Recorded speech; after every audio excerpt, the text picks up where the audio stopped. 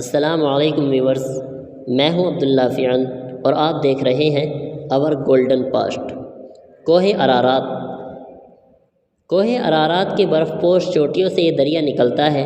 یہ وہی ارارات پہاڑ ہے جس کے بارے میں کہا جاتا ہے کہ یہاں سیدنا نوح کی کشتی طوفان نوح کے اختتام کے بعد آ کر ٹھہری تھی۔ یہ پہاڑ اس سلسلہ کوہ میں واقع ہے جسے آرمینیائی پہاڑی سلسلہ کہتے ہیں۔ اس سلسلے کی سب سے بلند چوٹی ارارات 16,854 فٹ بلند ہے۔ یہاں سے نکلنے والے دریا کا نام فرات ہے۔ اس دریا کے کناروں پر ایک بہت بڑی تہذیب آباد تھی جسے بابل کی تہذیب کہتے ہیں۔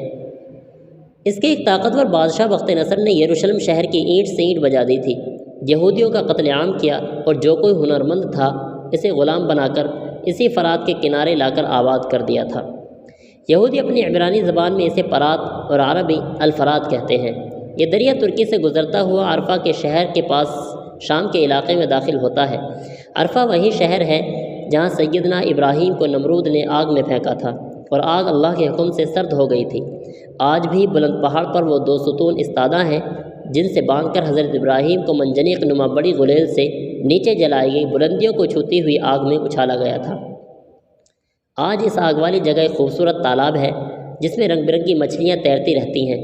جرابلس کے شہر کے پاس سے گزرتا ہوا یہ دریا اس بڑے صحرا نما میدان میں داخل ہو جاتا ہے جہاں عماق اور طابق کے مقامات ہیں۔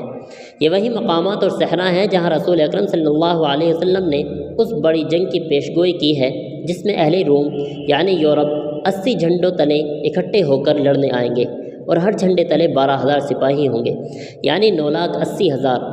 اتنی بڑی تعداد بیک وقت ایک محاذ پر کسی جنگ میں آج تک استعمال نہیں ہوئی ہے۔ عراق میں یہ دریا الانبار کے علاقے سے داخل ہوتا ہے۔ اس علاقے کے بارے میں شیعہ عقیدہ یہ ہے کہ یہاں وہ غار سرمندرائے واقع ہے جہاں امام حسین عسکری کے بیٹے روپوش ہو گئے یعنی چھپ گئے تھے۔ انہیں عمر خضر عطا کی گئی ہے اور وہ آخری زمانے میں ظہور کریں گے۔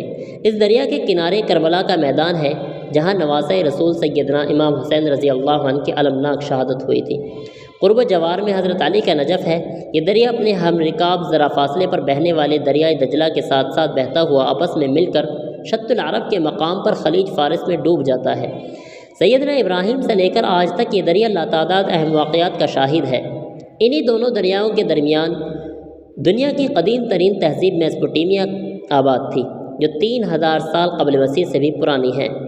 اسی دریا کے کنارے حضرت ابراہیم نے اپنا سفر شروع کیا، مکے کی وادی میں خانہ کعبے کو اس کی بنیادوں پر استوار کیا، سیدہ ہاجرہ اور حضرت اسماعیل کے حوالے اس مقدس سرزمین کی اور خود یروشلم میں چلے گئے جہاں آج بھی الخلیل میں ان کا مزار ہے۔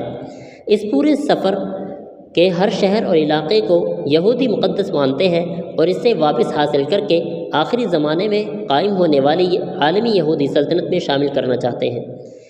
اسی فرات اور دجلہ کے درمیان واقعہ ڈیلٹا میں قادسیہ کی جنگ ہوئی تھی جہاں اپنے زمانے کی عالمی قوت ایران سیدنا عمر فاروق رضی اللہ عنہ کے زمانے میں عرب کے بادیہ نشین مملوک الحال مسلمانوں کے ہاتھوں ذلت آمیز شکست کا شکار ہوئی تھی۔ یہ دریا جو شاید ابتدائی آفرینش سے بہتا چلا آ رہا ہے، گزشتہ 1 صدی سے ایک مسلسل کشمکش اور قوت و طاقت کی مٹبھیڑ دیکھ رہا ہے۔ یہ کشمکش اس وقت سے شروع ہوئی جب اس کے کناروں پر موجود میدانوں اور صحراؤں میں تیل دریافت ہوا۔ شام میں دیر الظہر کے تیل کے چشمے دریائے فرات کے دونوں کناروں پر واقع ہیں۔ یہاں سے روزانہ 3,85,000 بیرل تیل نکالا جاتا ہے، جبکہ عراق کے تیل کے کنویں دجلہ و فرات دونوں دریاؤں کے آس پاس پھیلے ہوئے ہیں اور اس کے پاس 140 ارب بیرل کا ذخیرہ موجود ہے۔ یہ تیل گزشتہ 100 برس سے اب صرف تیل نہیں رہ گیا ہے بلکہ کاغذی کرنسی کی مالیت متعین کرنے کے لیے سونے کا سب سے بڑا متبادل ہے۔ گویا یہ آج کے دور میں وہی حیثیت رکھتا ہے جو رسول اکرم صلی اللہ علیہ وسلم کے زمانے میں سونے کی حیثیت تھی۔ اسی سونے کی تشبیہ دیتے ہوئے رسول اکرم صلی اللہ علیہ وسلم نے فرات کے کناروں کا ذکر کیا۔ آپ صلی اللہ علیہ وسلم نے فرمایا، ان قریب دریائے فرات سے سونے کا پہاڑ نمودار ہوگا۔ جب لوگ اس کے بارے میں سنیں گے تو اس کی طرف چل پڑیں گے اور جو پہاڑ کے پاس ہوں گے وہ کہیں گے کہ اگر ہم نے اسے چھوڑ دیا تو دوسرے لوگ اسے لے آئیں گے۔ آپ صلی اللہ علیہ وسلم نے فرمایا، پھر اس خزانے کو حاصل کرنے کے لیے لوگ لڑیں گے اور 100 میں سے 99 قتل ہو جائیں گے۔ صحیح مسلم کتاب الفتن نعیم بن حماد۔ یہ ہے اس جنگ کا آغاز۔ اور اختتام کے بارے میں بھی حدیث صحیح مسلم اور نعیم بن حماد کی کتاب الفتن میں ہی ملتی ہے۔ آپ صلی اللہ علیہ وسلم نے فرمایا، جابر بن عبداللہ سے روایت ہے کہ حضور اکرم صلی اللہ علیہ وسلم نے فرمایا، وہ وقت قریب ہے جب عراق والوں کے پاس نفیر یعنی غلہ اور درہم یعنی پیسے نہ آئیں۔ ہم نے عرض کیا، کس سبب سے؟ تو آپ صلی اللہ علیہ وسلم نے فرمایا، عجم یعنی غیر عرب ایرانی روک لیں گے۔ پھر کچھ دیر خاموش رہنے کے بعد کہا، وہ وقت بھی قریب ہے جب اہل شام پر بھی یہ پابندی لگا دی جائے۔ پوچھا گیا، یہ پابندی کس طرف سے ہوگی؟ تو آپ صلی اللہ علیہ وسلم نے فرمایا، اہل روم یعنی مغرب والوں سے۔ پھر تھوڑی دیر خاموشی کے بعد ارشاد فرمایا کہ میری